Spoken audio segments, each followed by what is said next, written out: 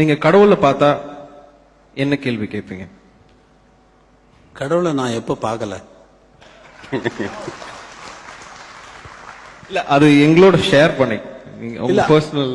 அவரை நான் கேட்க வேண்டிய கேள்வியே கிடையாது. அவர் என்ன நடத்திட்டு போறாரு, நான் போயிட்டு இருக்கேன்.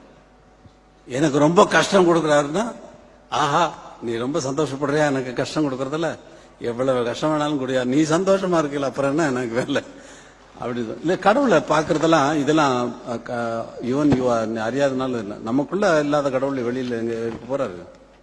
நமக்குள்ள ஒவ்வொருத்தருக்குள்ளயும் உள்ள ஒண்ணு ஓடிட்டு இருக்கு. நம்ம மனசுதான் கடவுள், நம்ம மனசுதான் கடவுள். இதை பார்க்க முடியாது. கடவுள் என்ன எதிரிட்டு காணக்கூடிய விஷயமாவா இருப்பாரு? அறிவுங்க, நமக்கு அறிவு இருக்குங்கிறது தெரியுது. நமக்கு அறிவு என்ன கண்ணால காணக்கூடிய பொருளா? அது அறிவே கண்ணால காணக்கூடிய பொருளாக இருக்கிற பொழுது அறிவால் அறியப்படக்கூடிய இறைவன் நமக்கு கண்ணெதிரே தோற்றமளிக்க வேண்டும் என்று விரும்புவது அது கமலஹாசன் கேட்பதை போல இருக்கிறது.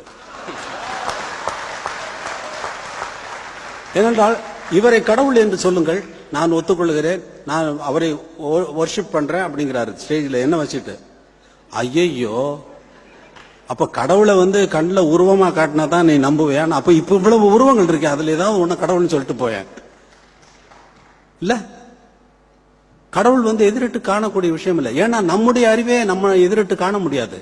அறிவு காணக்கூடிய அறிவு ஒண்ணு இருக்கா. உனக்கு எத்தனை அறிவு இருக்குன்னு கேட்டா என்ன சொல்லுவேன்? உனக்கு அறிவு இருக்கான்னு கேட்டா என்ன சொல்லுவோம்? எனக்கு அறிவு இருக்கு. அறிவு இருக்குங்கிறத எந்த அறிவுனாலும் சொல்ற?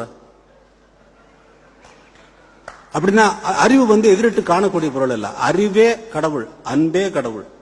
அன்பே கடவுள்னா அதுவே சுயமா இருக்கு. கடவுளுக்கு இந்த குணம் இருக்கு, அது கூட. கடவுளுக்கு ஒரு வேலை கற்பிக்கிறது தப்பு. கடவுளுக்கு இல்ல. கடவுளை நான் எதிரிட்டு கண்டா எனக்கு கடவுள் பகவான் ரமண மகரிஷி தான். உலகம் முழுக்க பகவான் ரமண மகரிஷி தான் கடவுள். அவரை தவிர இல்ல. நமக்காக மண்ணாக போடக்கூடிய இந்த மனித சரீரம் கொண்டு இந்த உலகத்தில் தோன்றி நமக்கு கண்ணு முன்னாடி ஜீசஸ் கிரைஸ்ட் மரண அவஸ்தைப்படுற நேரத்தில், சிலுவையில் அரைஞ்ச நேரத்தில் 3 நாள் மரண அவஸ்தை. 6 தடவை அவருக்கு உடம்பில் புற்றுநோய் ஆபரேஷன் பண்ணிருக்காங்க, மயக்க மருந்து கொடுத்திருக்காங்க. ஒரு ரியாக்ஷன் கிடையாது, ஃபேஸ்ல ஒரு ரியாக்ஷன் கிடையாது. 16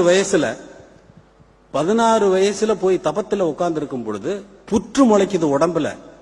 ஆஹா, நம்ம தவத்துல இருக்கோம், நம்ம உடம்புல கரையா நரிக்குது, நம்ம தவத்தை விட்டு கலையக்கூடாது அப்படின்னு அந்த உடம்புல யாருக்கும் இருந்திருக்க முடியும்? அவரு உடம்புலயே வாழல. அவரு உடம்பே இல்ல. நமக்கு பொய் தோற்றம் காட்டி மெய்ப்பொருளை உணர்த்துவதற்காக நமக்கு பொய் தோற்றம் காட்டி பொய்யுடலை காட்டி உண்மையாக இருந்து போனா கடவுள் அவர் பகவான் ரமணர் ஒருத்தர் தான்.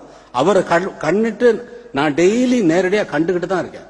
என்னுள்ளே இருக்கிறார், உன்னுள்ளே இருக்கிறார், இங்கே இருக்கிறார், ஒவ்வொருத்தர்கிட்டே இருக்கிறார். ஒவ்வொரு மனிதனும் முழுமையான மனிதன் என்று சொன்னவர் அவர் ஒருவர் தான். ஒவ்வொரு மனிதனும் முழுமையான மனிதன். உன்னுடைய குறைகளை பற்றி நீ எண்ணாதே, ஒருபோதும் எண்ணாதே, நீ உயர்ந்த பரம்பொருளே, நீ உன்னுடைய நிஜ சொரூபம் ஆத்மஸ்வரூபமே என்று சொன்ன அவர் ஒருவர் தான் கடவுள். கடவுளை நான் எதிர்த்து காண வேண்டிய அவசியம் இல்லை, என்னுடனே இருக்கிறார். அதனால அவரை கேட்க வேண்டிய அவசியமும் ஒன்றும் இல்லை. எனக்கு என்னென்ன வேணுமோ அதெல்லாம் கொடுத்துருக்காரு.